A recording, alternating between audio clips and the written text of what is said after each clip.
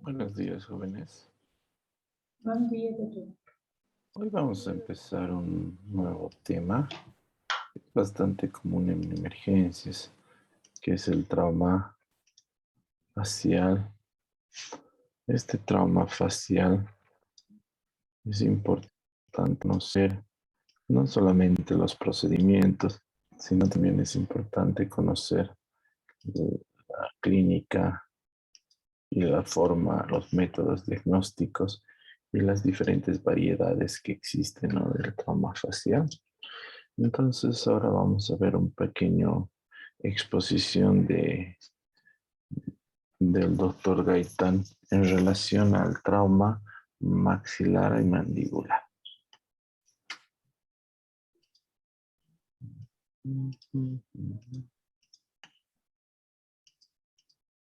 Como a veces lo pensamos, sino el trauma que pensamos que solo fue un golpe y realmente es una fractura y nos compromete la función de algún órgano. Entonces, esa básicamente es la importancia. Muy bien, doctor. Entonces, bueno, entremos en materia, por favor.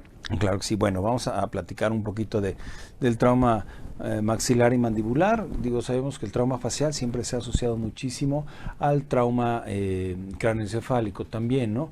¿Qué pasa? No había un protocolo hace mucho tiempo acerca del manejo del trauma en general.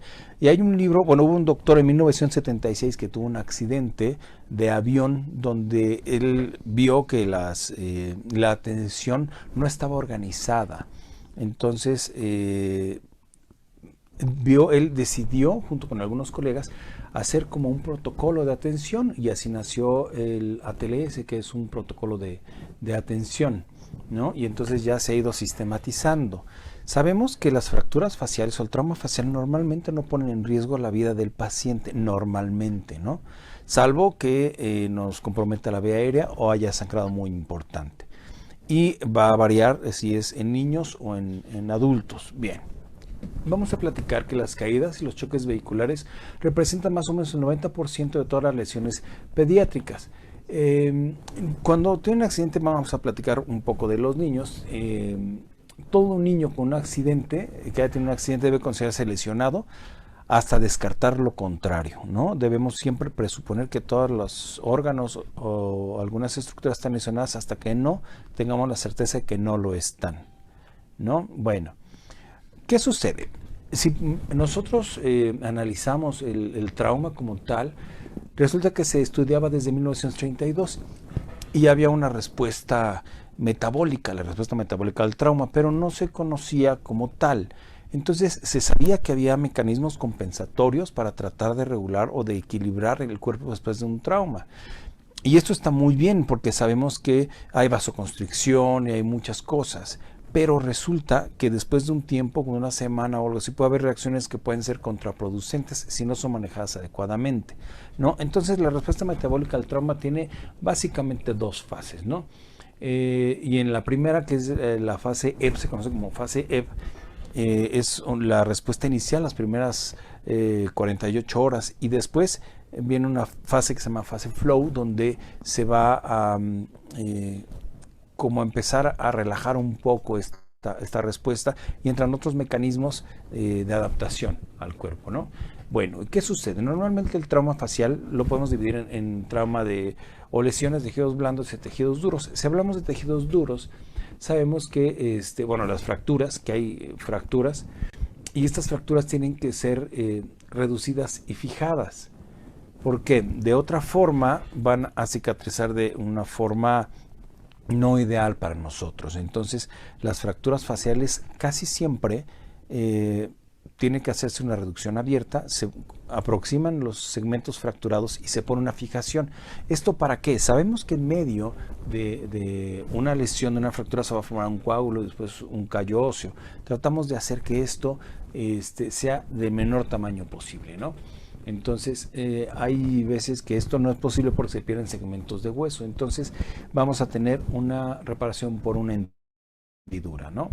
Bueno, entonces hablando un poquito del trauma maxilar, de lo más común que nosotros vemos son las fracturas de órbita, que ya se describían de hace mucho tiempo. Entonces, desde el siglo IX se hablaba de una alteración estética por un golpe en la cara. En 1888 Lang ya relacionó el enoftalmos con fracturas orbitarias, pero no se ve realmente por qué había este padecimiento. Resulta que el enoftalmos no es lo mismo hipoftalmos, donde la pupila se ve más hacia abajo, que el enoftalmos, donde el ojo se ve más hacia atrás y un poco más pequeño. Son dos entidades diferentes, y esto se da por la atrofia de la grasa, básicamente, ¿no? En 1943, Pfeiffer propuso 7 mecanismos para el tratamiento del endoftalmos. Mencionó la atrofia de la grasa ya como tal, fibrosis del tejido blando, y el atrapamiento de los tejidos infraorbitarios como causa del descenso ocular. Bien sabemos nosotros que el globo ocular todo está rodeado por grasa, y ahí mismo están los músculos. Ahorita vamos a hablar un poco de los músculos, ¿no? Después, en 1944, quien comentó que las fracturas de piso de órbita causaban malposición del globo ocular. Y Converse en 1944 sugirió 2 procedimientos para solucionar endoftalmos y diplopia.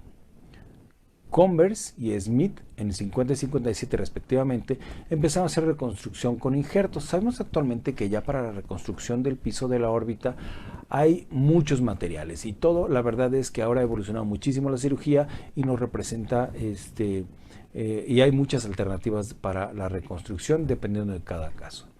Pero también algo muy importante para mencionar es que Dubois en 1947 mencionó un tratamiento conservador.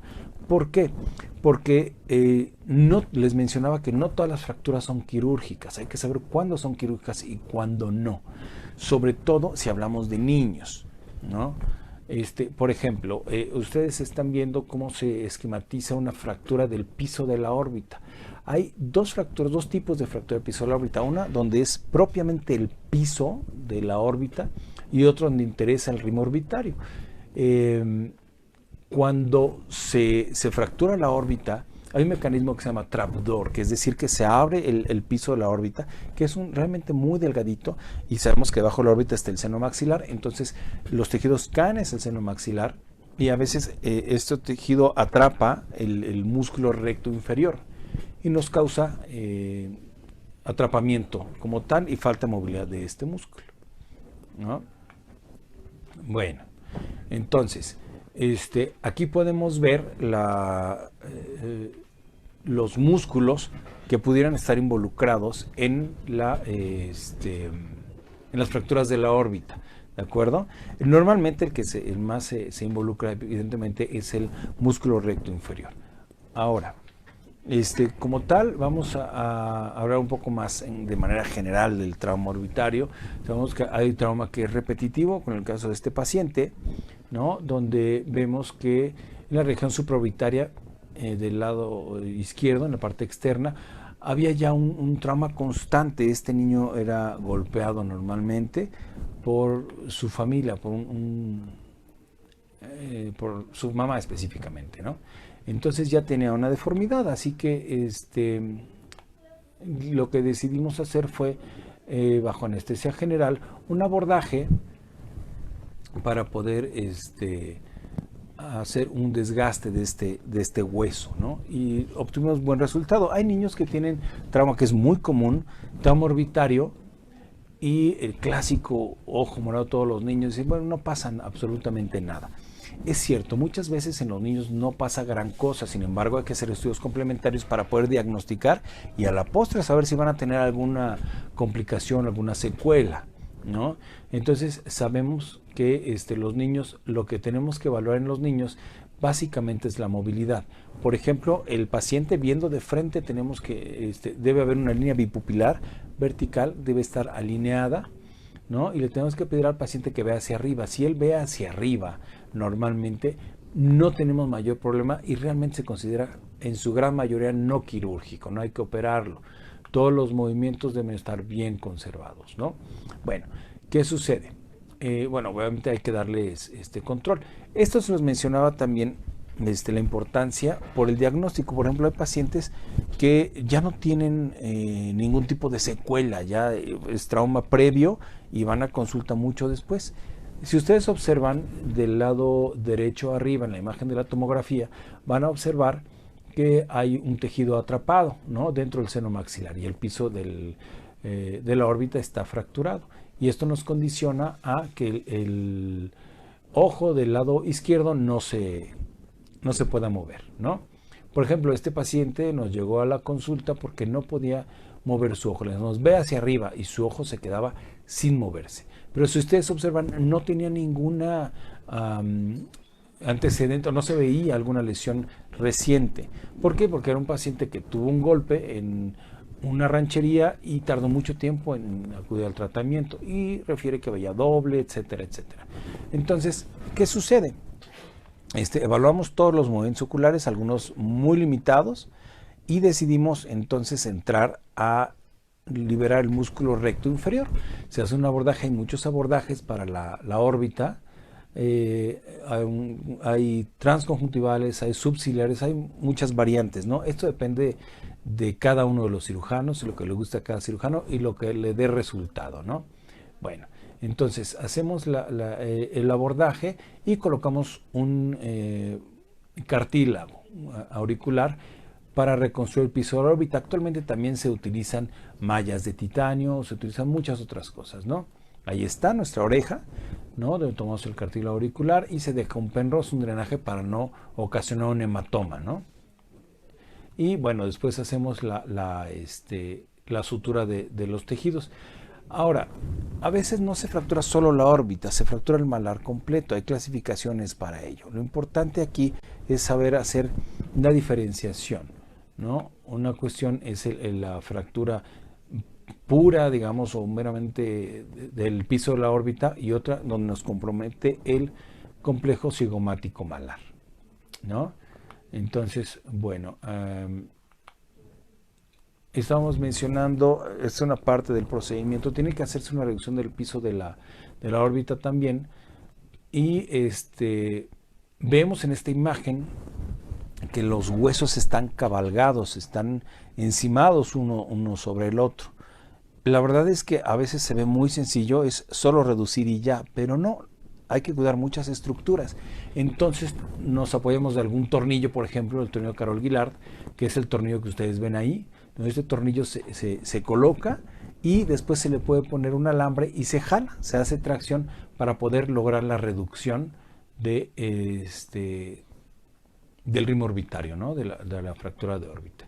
Y bueno, los abordajes, les decía que depende de cada uno de los cirujanos, se hacen a través, sabemos que hay unas líneas de Langre, arrugas naturales del cuerpo, ¿no? Entonces buscamos hacer las incisiones ahí para dejar la menor cicatriz posible, y la verdad es que nos ha dado muy buen resultado, ¿no? Hay niños muy pequeñitos que también, normalmente los niños, en mi experiencia, muchos son de manejo conservador, ¿no?, y darle seguimiento durante algunos años porque están en crecimiento. Es muy importante que los niños tratemos de no operarlos cuando no sea necesario. ¿Por qué? Porque hay muchos centros de crecimiento en la cara. Sin embargo, tenemos niños que tienen trauma facial, como este niño que le pedíamos que levantara sus ojitos y vemos que no lo levanta, que el globo ocular del lado derecho no se levanta. Entonces decidimos, bueno, la tomografía se ve que está herniada la grasa y seguramente atrapado el músculo recto inferior. Entonces decidimos colocar una malla de titanio, y también después de liberar el músculo recto inferior, pusimos la malla para que sostuviera todos los tejidos, ¿no? Hacemos una sutura y vemos que el postoperatorio es bastante bueno, la cicatriz no tiene ninguna complicación, hay un poco de edema todavía, pero bueno, la verdad es que el niño mejoró mucho la visión. Hay otras causas también. Bueno, antes de continuar con esto, tengo que platicarles de las causas de las fracturas. Una eran los accidentes automovilísticos y las caídas. También se conocen o se menciona en los libros que los golpes directos al ojo aumentan la presión, aunque no sea el golpe en el hueso, aumentan la presión y rompen el piso de la órbita, ¿no? Pero también hay otra, como las heridas por proyectil de arma de fuego. Entonces esto es un poco más complejo porque tenemos que quitar el tejido no vital y hacer reconstrucciones un poquito más amplias, ¿no? Esta niña, bueno, tuvo un evento con un proyectil de arma de fuego y resulta que tuvo un orificio de entrada por la región malar y salida por la región bucal, ¿no? En el maxilar. Entonces, y una lesión en el labio. Lo único que ella me pedía era que si podía tener su labio otra vez, ¿no? Porque alguna persona muy amable, ya saben, muy prudente, le prestó un espejo y, o sea, a nadie se le ocurre eso, ¿no? Entonces, la niña estaba preocupada básicamente por eso, ¿no? Así que, bueno, lo que decidimos fue hacer una esquilectomía y una reconstrucción, ¿no? Bueno, después estas incisiones no fueron hechas por mí, sino aprovechamos los orificios de entrada del proyectil para poder hacer la reconstrucción. Y vean, esta niña, muy bien sus movimientos oculares, actualmente es una niña ya muy grande, ya tiene algunos años de esto, pero es importante dar un seguimiento. ¿Por qué? Porque no siempre salen las cosas como uno quiere. En este caso se observa una cicatriz de labios bastante aceptable después de haber tenido una lesión tan grande y siempre hay complicaciones postoperatorias. La niña tuvo una pequeña infección que fue tratada con éxito y hoy por hoy es una niña que tiene una vida completamente normal, ¿no? Ahora, podemos hablar de las fracturas maxilares como tal, que representan del 10 al 20% de todas las fracturas faciales. Claro que todo esto va a depender de la intensidad del golpe y la dirección del mismo. No es lo mismo un golpe con el puño a un traumatismo en un accidente automovilístico, ¿no? Ni quien te dé el golpe, por supuesto.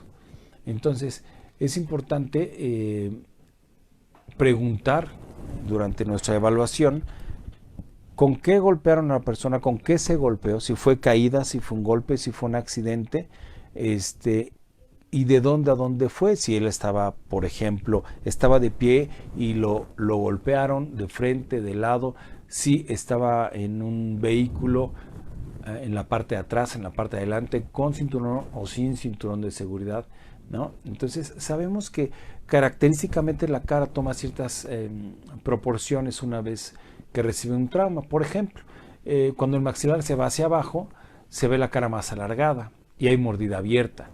Los impactos que son de lado pueden causar un desplazamiento lateral asociado a una mordida cruzada. Ahora, en la parte inferior del tercio medio, es decir, por debajo de la nariz, pueden producir una fractura piramidal, es decir, una fractura dentoalveolar importante, donde hay desprendimiento el hueso junto con los órganos dentales y bueno, esto tiene que ser restituido o ser colocado en una posición normal. Hay que recordar que nuestra guía para el trauma, para la solución del trauma, es la oclusión. Nosotros buscamos primero que el paciente tenga buena oclusión y en base a eso podemos empezar a reconstruir, ¿no? Entonces, los niños, es muy común que los niños presenten, por ejemplo, fracturas subcondilias. Las fracturas subcondilias en la mandíbula, no siempre son quirúrgicas en los niños, pero bueno, este es otro tema. Esto se los comenté justo por esta imagen que están viendo ustedes en un trauma en la región submentoniana. También puede ocasionar fracturas del maxilar, un golpe en la mandíbula, ¿no? Bien, les decía, hay fracturas, se han clasificado como Lefort 1, 2 y 3, fracturas panfaciales, pero esto lo platicamos un poco más adelante. Las fracturas en la parte anterior y en la parte inferior, el tercio medio inferior, nos pueden producir algo muy parecido a una fractura Lefort 1, donde se desprende el maxilar, ¿no? Las fracturas de órbita y las fracturas nasales normalmente provienen por traumatismos laterales, ¿no? Muy bien. Pero algo bien importante para la reducción, para podernos apoyar o saber dónde tenemos que reconstruir, tenemos que conocer el bútres, que el bútres son las zonas donde podemos colocar tornillos, donde podemos fijar, donde no hay áreas huecas, digámoslo así, ¿no? Es decir, no podemos apoyarnos en el seno maxilar, ni en la cavidad orbitaria, ni en la región nasal. Todo lo que está alrededor nos permite poder trabajar con seguridad, ¿no? Esta es la clasificación de las fracturas de Lefort 1, 2 y 3. Evidentemente la gravedad de cada una de ellas nos va a decir cómo manejar a alguno de estos pacientes. Por ejemplo, el Lefort 1, que es realmente un desprendimiento del maxilar, tenemos que reposicionar en su lugar, repito, viendo la oclusión.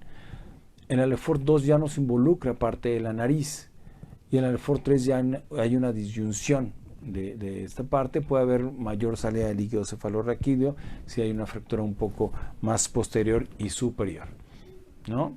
El Lefort 1 atraviesa el septum nasal, la porción inferior de las piriformes, y pasa sobre la tuberosidad del maxilar y la separa de las pterigoides, ¿no? Que esto normalmente se hace en cirugía ortognática, pero por un medio quirúrgico. Bien, entonces sabemos que esto está representado en este esquema de dónde a dónde pueden ir las fracturas. Hay unas pinzas como las que ustedes ven aquí, que son pinzas de Rowe. En lo particular yo no las utilizo, pero hay gente que es muy hábil utilizándolas y funcionan muy bien. Claro que todo tiene su indicación, ¿no? Clínicamente tenemos esta paciente donde tuvo una herida por proyectil de arma de fuego con un orificio de entrada en la región malar del lado derecho, y tomográficamente podemos ver esto. Es casi una Lefort 1. Lo que ella salvaba, esta es la oclusión muy bien, lo que ella le salvaba era que la parte del lado derecho estaba unida todavía. Entonces es un tratamiento muy noble. Lo que había que hacer ahí era esquilectomía y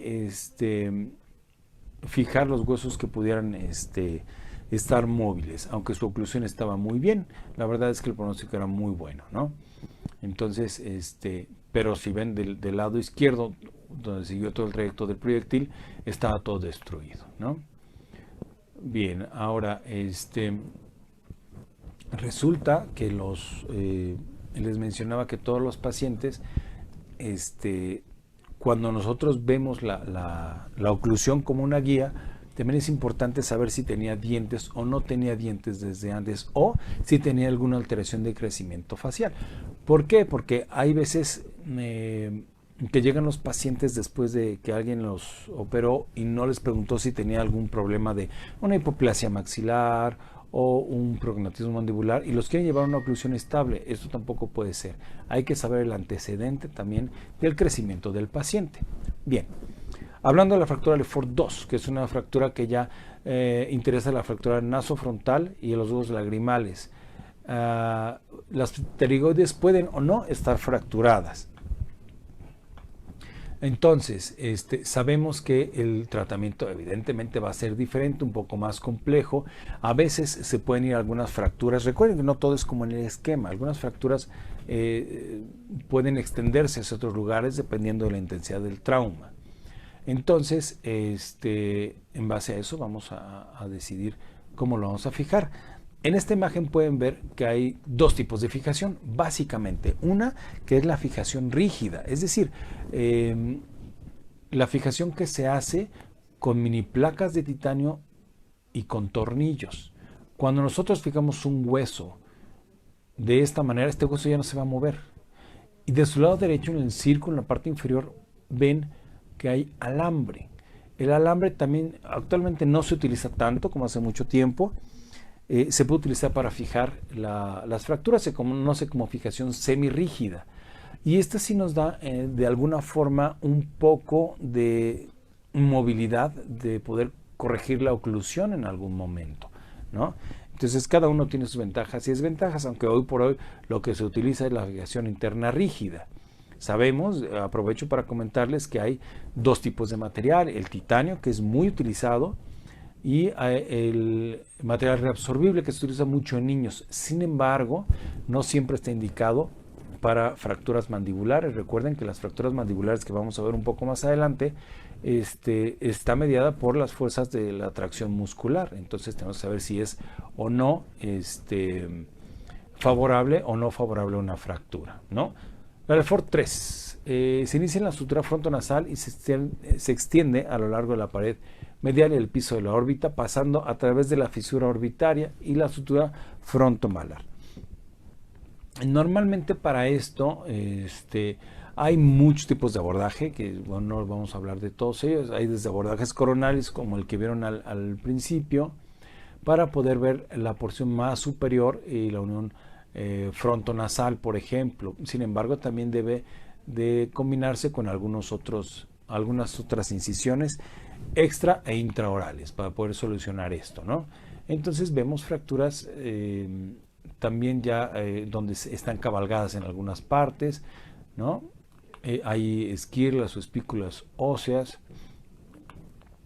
Bien, esta es una fractura, la cara típica de una fractura Lefort 3, ¿no? Ya no pusimos el video donde se ve cómo se mueve realmente el tercio medio, ¿no? Separado del tercio superior, y fracturas panfaciales que no entran realmente a una clasificación, ¿no?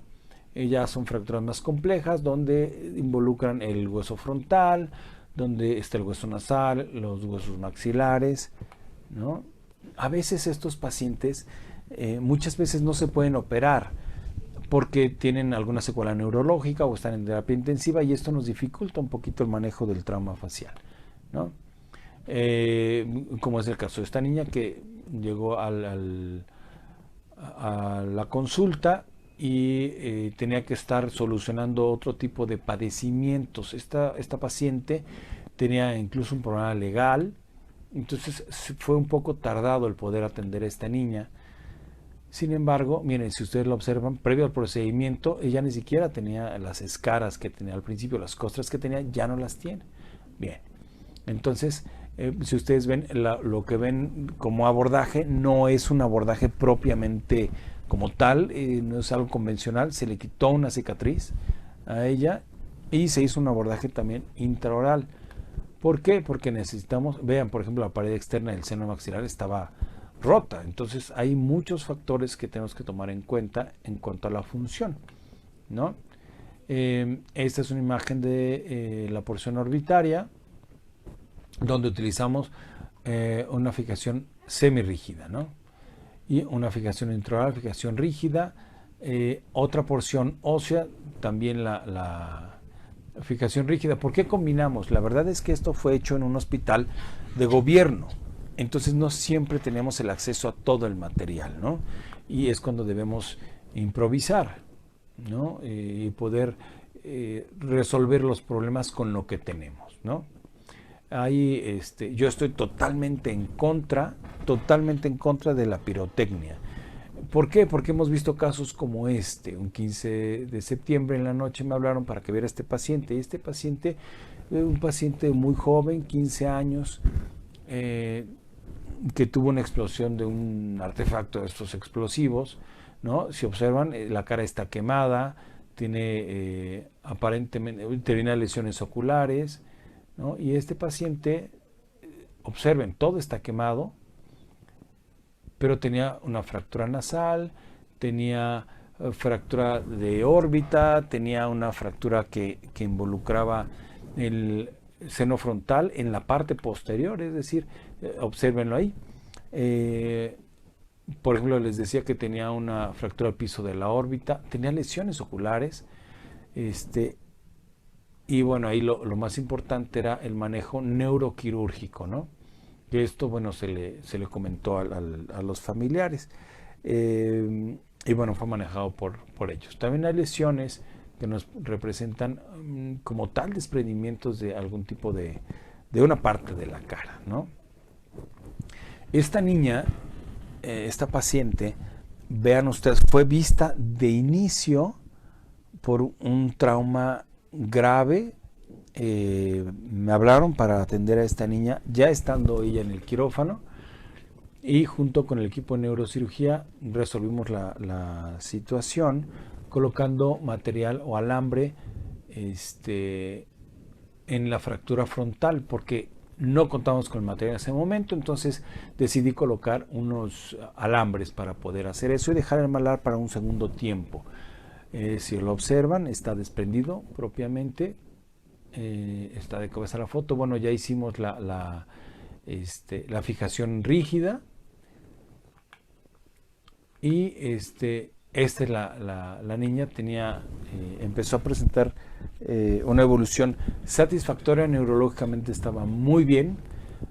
Recuerden también que es muy importante en este tipo de pacientes también hacer unas interconsultas al servicio de psicología, ¿no? Porque cambia la morfología, cambian muchas cosas que a veces no lo tomamos en cuenta. Tampoco podemos mecanizarnos para esto y decir, bueno, solo vamos a resolver la fractura y listo. Tenemos que ver al paciente de manera integral.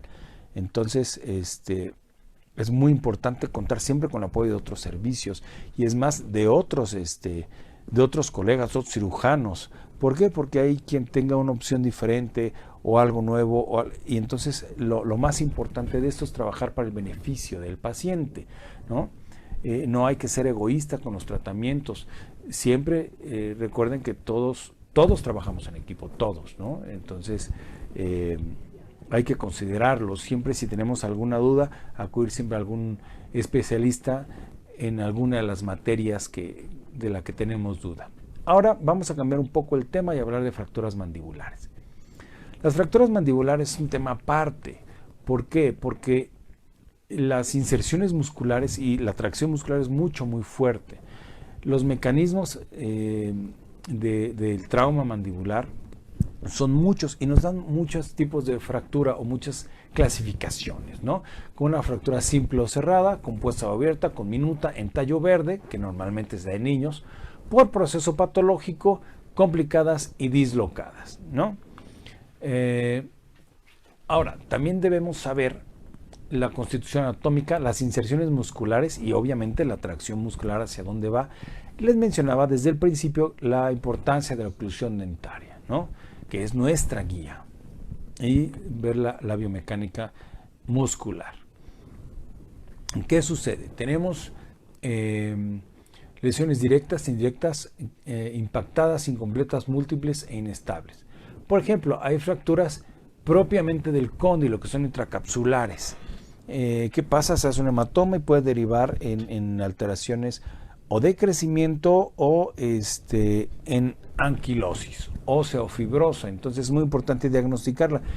De inicio a veces estas fracturas no se ven, ¿no? Entonces hay que saber muy bien el diagnóstico. Cuando tengan un paciente con trauma mandibular pero no haya una alteración oclusal, propiamente hagan todos los estudios. Es muy importante, pidan una radiografía o una tomografía. No pasa absolutamente nada. Los pacientes a veces no entienden, pues si me veo bien y hablo bien, abro muy bien mi boca. Sí, pero puede haber muchas cuestiones que no se vean en la clínica. Tenemos que apoyarnos con estudios de imagen, como en este caso, ¿no? Entonces, pedir una tomografía, aunque la oclusión esté bien, el paciente tenga buena apertura y no haya desviaciones. Otro tipo de fracturas, esta fractura se considera abierta, una fractura parasinficiaria. Sabemos que las fracturas se van a clasificar de acuerdo a la localización. También tenemos fracturas de cóndilo, subcondíleas, de ángulo de cuerpo, parasinficiarias. Tenemos fracturas del mentón propiamente, fracturas con minutas, en fin, hay muchas clasificaciones, ¿no? En la clínica, por ejemplo, nos hablan para ver a este paciente y nos dicen que tiene un aumento de volumen.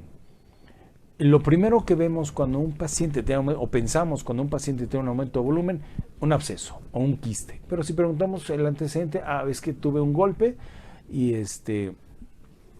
entonces se me hinchó muchísimo y me cuesta trabajo morder. Nosotros revisamos la oclusión. Vean, del lado izquierdo la oclusión está más o menos estable, pero al lado derecho tenemos una mordida abierta posterior. ¿Qué nos indica esto? Una posible fractura. Como ustedes pueden ver, el ángulo mandibular está fracturado. Hay una controversia en cuanto a este tipo de fracturas, si quitamos o no el tercer molar. El tercer molar se quita solo si estorba para poder hacer la reducción. Claro que hay muchos criterios y muchos manejos, todos muy respetables, pero ese es el criterio de su servidor, ¿no? Vean entonces esta fractura. Ok, ya hay fracturas. Les decía que no todas son quirúrgicas como tal. Podemos hacer una fijación intermaxilar con arcos barra de Ehrlich y llegamos a esos son los arcos barra de Ehrlich, que seguramente los periodoncistas nos van a decir que es muy salvaje esto, pero la verdad es que por la tracción muscular nos da muy buen resultado. Claro que después vemos a los se lo enviamos a los periodoncistas, ¿no? Bien, entonces, este niño, que por cierto lo acabo de ver, ya tiene 20 años, está en excelentes condiciones. Este niño tuvo una caída de un cuarto piso y tuvo una fractura mandibular. Entonces a este paciente decidimos operarlo. Le colocamos sus arcos barra de Ehrlich, que no se colocan en niños, porque si los colocamos vamos a causar abulsión de los dientes, ¿no? Y ligamos la arteria facial para poder hacer nuestro abordaje, ahí la estamos ligando, y colocamos una fijación rígida. Entonces ya está en el posoperatorio, su apertura está perfectamente bien, no tiene desviaciones, su oclusión está bien, y la radiografía posterior al manejo quirúrgico, su oclusión está estable. Hoy por hoy les puedo mencionar que este paciente está sin ningún tipo de antecedente, ¿no? Hay fracturas como esta por mordeduras de perro, donde haya avulsiones de tejido, ¿no? Fracturas no tan usuales de la apófisis coronoides que se extienden a casi hasta parte de la rama mandibular, casi en el ángulo, ¿no? Bien, este paciente, bueno, se alcanza a ver muy bien. Tuvo otra fractura que fue del lado izquierdo y manejada por un método abierto. Creo que con esto, por cuestiones de tiempo, ya damos por terminado el... Bueno, en esto, si ustedes observan, ha sido bastante completo en relación al trauma facial.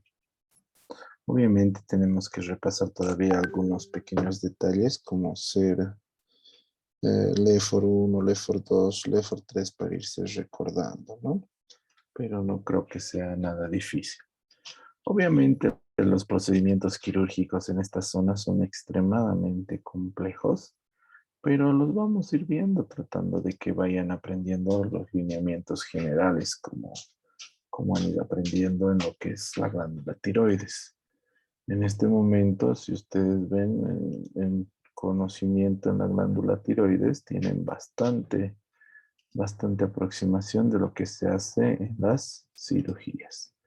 No sé si tienen alguna pregunta o alguna duda en relación al tema de trauma facial, chicos. Creo que ha quedado bastante clara la explicación, ¿verdad? Sim, doutor, vai subir esse vídeo para a plataforma, doutor? Sí, todos los videos hasta ayer, bueno, hasta ayer o anteayer ya están subidos. Este fin de semana también los voy a subir. ¿Ya? Todos los videos van a estar en la plataforma. ¿Listo, chicos? Bueno, eso sería todo por el día de hoy. Ya he llamado su lista de presencia. Que les vaya muy bien, jóvenes. Nos vemos directamente la próxima semana. Revisen mañana los videos, ¿ya? Gracias, chicos. Gracias. Hasta luego. Gracias. Hasta luego.